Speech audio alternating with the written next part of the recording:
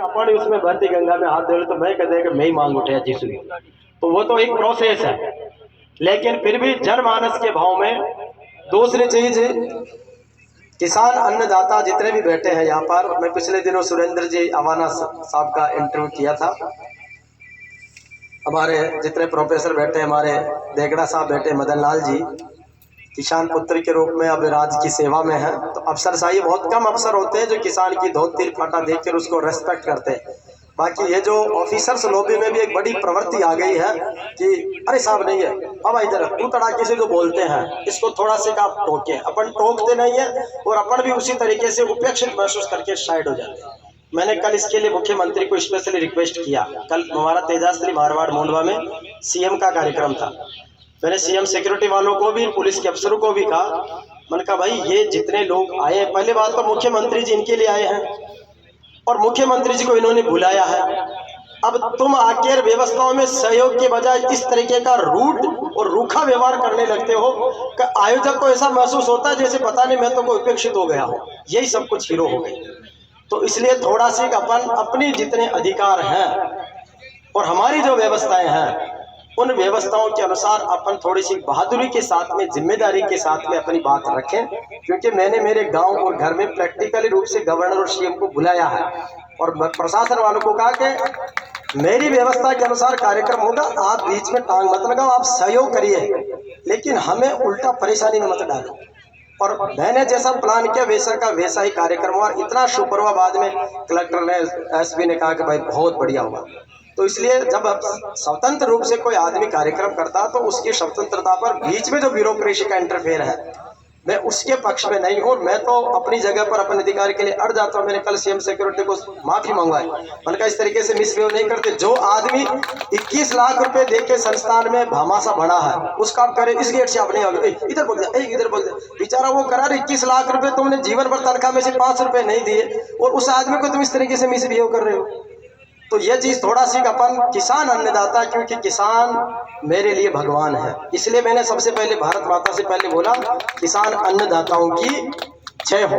लेकिन कई बार अन्नदाता को पता नहीं चलता कि मैं दाता हूं और वो भी भिखारी की स्थिति में आ जाता है। दुनिया में राम के नाम के स्मरण से बड़ी कोई भक्ति नहीं है और किसान से बड़ा कोई दानी और त्यागी महापुरुष नहीं हो सकता।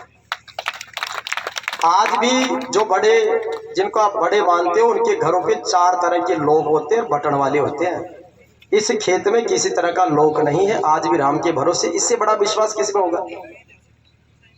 आज भी किसानों के घरों पे कोई भी आ जाता ना तो भाई छाछ राबड़ी पियो। आप किसी भी बड़े से बड़े धनाटे के घर चले जाओ, पहले टोकन ले और उसके बाद में कचौरी, समोसा या छाछ की बोतल मिलेगी। तो इससे बड़ा हम त्यागी और क्या होगा? तो इसलिए रोज मैंने एक संकल्प कर रखा कि रोज 2-4 किसानों का प्रमोशन करूंगा, मेरी वाणी से, मेरी कलम से किसानों के बारे में लिखूंगा और मेरा जहां भी मौका लगेगा किसानों के सम्मान की बात करूंगा। उससे मुझे क्या मिलेगा इसकी कोई परवाह नहीं। ये कोई कॉमर्शियल इवेंट नहीं है, इसलिए कि भाई उससे बोलेंगे तो मुझे कई लोग कहते हैं क्या यार इधर उधर समाज किसान इसमें रखा, 2 पैसे कमाओ तब दुनिया याद रखेगी, कुछ नहीं। अरे मन का मैं किसान और समाज की बात करूं, मुझे सब याद कर रहे हैं। तुम लोग बोरियां भर के बैंक लॉकर्स में बैठे, तुम्हारे को तो आगे की कुर्सी पे कोई नहीं बैठा रहा। वो कहते हैं कि अरे रहने दो उसको, बेईमान आदमी काय के लिए बुलाएंगे। तो मन का तुम इतने कमा के भी इस तरीके से उपेक्षित हो। तो इसलिए अपने अधिकारों के प्रति आप रहे। आज का जो कार्यक्रम हमारी टीम ने किया है, ये ऑफिस आए थे तो मैंने स्टेटस लगाया, उसकी मैं घटना बताता हूँ।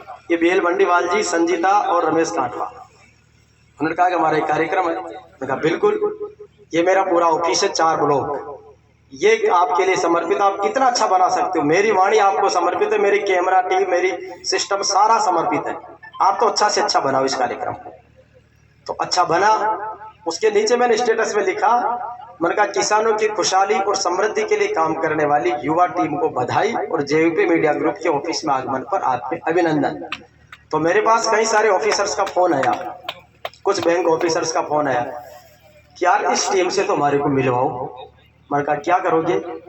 कि अगर ये ऐप वगैरह चला रहे तो इनकी मदद करेंगे। मैंने कहा अच्छी बात है, लेकिन करना ही सही, तुम कहीं चक्कर ही लगवाते रहो और के साथ इस फाइल चार्ज जमा कराओ, इसका जमा कराओ, फिर तुम 20 चक्कर कटवाते रहो। मैंने कहा इस तरीके से नहीं करोगे? कहने साहब बिल्कुल हम ऐसे करें। और मैं कहा करोगे तो सीधा लाइव करूंगा तुम्हारे ऑफिस से। तो एक तरह से ये चीज हुई। तो जब तक हम थोड़ा सी पावर सेंटर डेवलप नहीं करेंगे, डर पैदा नहीं करेंगे, तो अफसर हमारे ऊपर हावी होंगे। तो अफसर चाहे हावी नहीं हो, हम किसान अन्नदाताओं के लिए कोई भी व्यवस्था में जो व्यक्ति लगा है वो उस व्यवस्था का पार्ट है, उस व्यवस्था को बनाने में उसका योगदान अच्छा हो सकता है। लेकिन अगर वो बिगाड़ने के लिए उतारो हो तो आपके पास पावर है कि आप उसको टोकिए, रोकिए। हम रोकते हैं साहब साहब साहब, अरे साहब तो आप, और आप साहब साहब के चक्कर में बैकड्रॉप पे हो जाते हो। तो इसलिए ये आज किसानों की उपस्थिति को प्रणाम। और सुरेंद्र जी को भी मैं तो कहूँगा, भाई साहब मन तो जी प्रोग्राम में मलो ना तो शापो लगा रही मजियो का। आजकल इस साफे को मैं लगाता हूँ ना तो कई आदमी क्यों देखते हैं। अभी उपराष्ट्रपति जाए हमारे, तो मैं उनके साथ में साफा लगा के जो डोला ना तो 4 अफसर यो टेढ़े टेढ़े देखे, मैंने कहा तेरे से ज्यादा योग्यता है, बस तुम उस सिस्टम में, हम इस सिस्टम में। तो साफा लगाने को मतलब ही, धोती कुर्ता पहनने को मतलब ये तो अनपढ़ आदमी मेरे कोई आड़ू से गाँव को कहीं नहीं जाना। मतलब हम उस चीज को इतना, जबकि आप सरदारों में देख लो उनके पूरे उसके बिना वो कह नहीं जाते। प्रधानमंत्री भी जाता तो उसको वही लगाना पड़ता, सब कुछ रूप धारण करना पड़ता, तब एंट्री करवाते, वरना बाहर ही रहता। आपने तो जूते ने चलो चलो सब कोई बात को चल जाए। तो हम हमारे कुछ नियमों पर अड़िग नहीं, इसलिए किसानों की स्थिति थोड़ी सी दयनीय बनी है। और बड़ी आश्चर्य की बात यह है कि किसानों के बेटे पढ़ लिख के राज की सेवा में आ गए। मदन जी आप पे मत लेना, लेकिन अधिकतर किसान के बेटे किसानों का शोषण करने में लगे। मुझे ताज्जुब हो रहा, मन का तुम यार सिस्टम में आए हो और तुम ही हमारा शोषण करने के लिए उतारो रे साला। हमने सामंतों से तो पता नहीं लड़के आजादी लिए, अंग्रेजों को भगा के देश को आजाद कराए, लोकतंत्र लाए हैं। अब तुम हमारे बेटे पोते हमारे ऊपर हावी हो रहे, हमें करेगा बाबा बाहर भी। तो यह थोड़ी सी किसान पुत्रों को इतनी सीखा कि हम राज की नौकरी में आए हैं, तो राज की नौकरी का फायदा समाज को, देश को, जनता को, इंसानियत को मिलना चाहिए। जाति विशेष की बात नहीं करा, इंसानियत को यह फायदा मिले, इस बात की ताकीद हम सबके बीच में रहे। अभी किरोड़ीलाल जी मीणा साहब लगातार आजकल कृषि के मामलों में विशेष रुचि ले रहे हैं। मैं उनके, जब वो आंदोलन के नेता थे तब से मैं उनके प्रोग्रामों की एंकरिंग करता हूँ। तो उन्होंने कहा कि तुम तो बहुत अच्छी एंकरिंग करते हो, मेरे से मिला कर।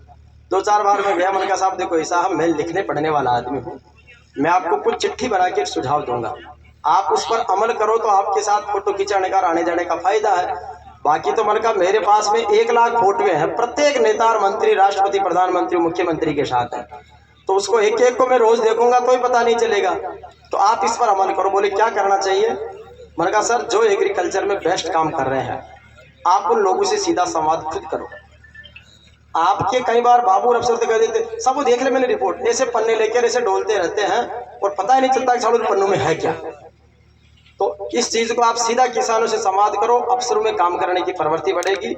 एग्रीकल्चर के जितने भी लोग हैं वो थोड़ा एक्टिव मोड पे आएंगे। आप जब खुद किसान के खेत में जाके देखोगे तो किसान के नवाचारों को समझोगे और उसके साथ फोटो वीडियो आपका होगा, आपकी एप्रिसिएशन होगी, तो उससे उसको एक प्रमोशन मिलेगा कि यार मंत्री मेरी बात को वॉच कर रहा है, तो वो और उत्साह से काम करेगा और किसानों का समृद्धि होगी। तो आप भी मंत्री के रूप में रहोगे। क्या कृषि मंत्री आया था जिसने न्याय कर दिया? तो बिल्कुल। तो उनको मैंने एक चिट्ठी लिखी दी पॉइंट वाइज, और उस पॉइंट वाइज चिट्ठी पे उन्होंने काम करना शुरू किया। अब उनको राजस्थान का कोई भी किसान कहीं भी बुलाता है ना तो सीधा उनके वहां से एक ऑर्डर जाता है कि माननीय मंत्री जी की विजिट है। कई बार मंत्री क्या करते हैं कि जाने से पहले रिपोर्ट लेंगे कि भाई वहां पर जाए कि नहीं जाए। तो अब अफसरों को तो डर लगता है तो 50 तरह के कागज खंगा लेंगे कि साहब वो वहां पर आपके लेवल का नहीं है, इंटीरियर रास्ता है और सुरक्षा की दृष्टि से ये है वो है, नेगेटिव रिपोर्ट। अरे साहब मंत्री जी का तो कैंसिल हो गया, मुख्यमंत्री का कैंसिल हो गया। तो अब सीधा संवाद होने से सिर्फ यही सीधा है कि मंत्री will be come, please do arrangement proper, सीधा ऑर्डर यही होना चाहिए। यही मैंने गवर्नर से करवाया। मेरे गांव में आया तो कलेक्टर एसपी ने कहा कि साहब वो तो इंटीरियर गांव है, सकड़ा गांव है, कोई बड़ा स्थान नहीं है, आदमी भी छोटा मोटा ही है, ऐसे ही है, आप तो जाओगे तो आपके तो स्तर का मामला नहीं है, संवैधानिक पद का मामला है। तो कलेक्टर एसपी ने नेगेटिव रिपोर्ट भेजी। एडीसी का फोन आया कि साहब वो तो यार आपके गांव में कोई प्रोग्राम ही छोटा सी होता है, उसमें गवर्नर साहब का तो कोई लेवल का कार्यक्रम भी नहीं है, तो कैंसिल हो गया। उनका किस आधार पर कर रहे हो कैंसिल? मैंने कहा मैं अगर गवर्नर को बुला रहा हूँ तो गवर्नर से सीधी बात करने की हैसियत रखता हूँ। मैंने गवर्नर को कहा, मैंने कहा साहब आप मेरे कहने से आ रहे हो या प्रशासन की रिपोर्ट से आ रहे हो? मैंने कहा प्रशासन वालों को कितनों को जानते हो आप? नहीं वो तो वो प्रोसेस से रिपोर्ट आई थी। मैंने कहा आप मेरे कहने से आ रहे हो ना, आपको आना है, सिर्फ ये 2 लाइन लिख के भेजनी। कलेक्टर एसपी मेरे घर पे आके मीटिंग करके गए, बोले साहब वो साहब तो आ रहे हैं, हमने थोड़ी रिपोर्ट पहले बताई लेकिन वो, मैंने कहा मुझे पता, मैंने कहा ये रहा तुम्हारा पाना, तुम क्या सोचते हो कि मेरे पास रिपोर्ट नहीं आएगी? मैंने कहा जब मैं बुला रहा हूँ ना घर पे तो इतने रिलेशन से मजबूत करके बढ़ा रहा हूँ कि तुम्हारी सारी बैरिकेड हटेंगे। और फिर मैंने जैसे का वैसे कार्यक्रम हुआ और 2 दिन तक पूरे प्रशासन को वहां रखा गांव में। मैंने कहा पहाड़ पे बैठ के देखो, गर्मी में छांव में बैठ के देखो, पसीना उड़ा के देखो यार, थोड़ा बहुत तो मेहनत करके देखो। तो शाप बन के सबको मैंने गांव वालों को कहा कि कलेक्टर और एसपी एसडीएम तहसीलदार कैसे फाइल लेके पीछे दौड़ता, ये मैं तुम्हें रुतबा गाँव में दिखाऊंगा, और मैंने दिखा के बताया। तो ये थोड़ी सी अपन चीजें, और सबका इतना रेस्पेक्ट रखा। कार्यक्रम के बाद में कलेक्टर एसपी ने कहा कि इतना प्यार सम्मान, हमने शुरू में तो ऐसा लग रहा था कि यार तुम पता नहीं इरिटेट करके क्या करोगे। मैंने कहा नहीं, मेरा उद्देश्य किसी को नहीं, सारे प्रशासन वालों को गवर्नर के हाथों से सम्मान पत्र दिलवाए। 10 दिन तक हमारे जिले में स्टेटस पे गवर्नर के द्वारा प्रशासन और कर्मचारियों को दिए गए सम्मान पत्र का स्टेटस रहा। सबका रेस्पेक्ट किया दिल से और सब बहुत राजी होके गए। शुरुआत में कई बार थोड़ी सी टकराहट में लगते पता नहीं क्या करेंगे, हम किसी का बुरा तो चाहते नहीं। किसान के घर में जन्म लेने वाला दूसरे को छाछ गाल के राजी होता, बुरा तो किसी का करता ही नहीं है। पर ये थोड़ी सी कम्युनिकेशन गैप अपन रखे, वो ज्यादा नहीं रखे, कम्युनिकेशन रखे अपन, गैप नहीं रखे, उसमें संवाद कायम रहे। और जो प्रगतिशील किसान है, एकमात्र किसान है जो अपनी तकनीक बताता। ये महरिया जी, सरवर जी बाजिया, ये सेपट साहब, अवाना जी, ये सब अपने विचारों को और अपनी तकनीक को लोगों को बता रहे कि भाई देखो मैं 2 पीसाड़ा बन गया भाई, वो थे भी जो तरीकों बनाओ 2 पीसाड़ा बन जाओ। और दुनिया में कोई ऐसी तकनीक नहीं है जो थार बता दे लो कि साहब माशान बन गए तो तू भी बन जा। ये किसान का बड़ा दिल है, तो इसलिए इनको बहुत विशेष रूप से बधाई। और आज चौधरी साहब को जो भारत रत्न दिया, उनके साथ में पीवी नरसिंह राव को भी दिया है, MS स्वामीनाथन को भी दिया है। MS स्वामीनाथन वो वैज्ञानिक थे जिन्होंने किसानों की लागत को एक तरीके से प्रॉपर तरीके से सेट किया, और लागत के साथ साथ लाभांश मूल्य भी उन्होंने निर्धारित किया, जिसको MS भी बोलते हैं।